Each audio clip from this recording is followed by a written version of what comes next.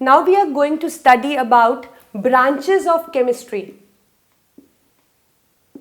The chemistry has many branches. It is not a single branch. It has many branches so that it can cover all areas.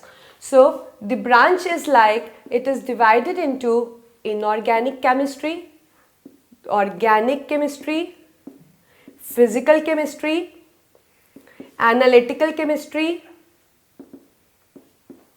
and biochemistry. Now, what are these branches exactly? Inorganic chemistry deals with the study of the minerals which are found in earth except carbon. I am repeating, except carbon. Inorganic chemistry deals with the study of compounds except carbon, because carbon, there are so many compounds of carbon, so we have a separate branch to study about carbon, that is the organic chemistry. So organic chemistry is a branch in which deals with the study of carbon and its compounds. It may contain some other element also in traces, but the main constituent is going to be carbon. Physical chemistry study with all theoretical processes, like when there is change in the heat, temperature, viscosity, surface tension, density, all those theoretical concepts which we come across in daily routine life.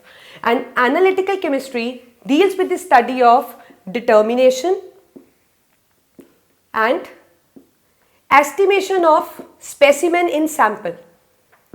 Now what is that? I'll give you an example for it. Suppose I'm giving you some sample and I want you to know that which element it contains. So you will have the certain test to perform by which you can know that this and this element is present in it. And moreover, you can not only identify, you can also know the weight or percentage of that component in the specimen. So the whole test and all, the determination and the mass, weightage, everything, it comes under analytical chemistry.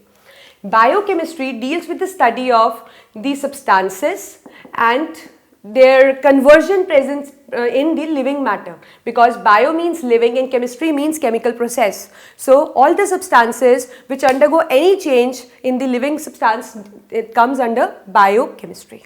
So these are the 5 branches of chemistry.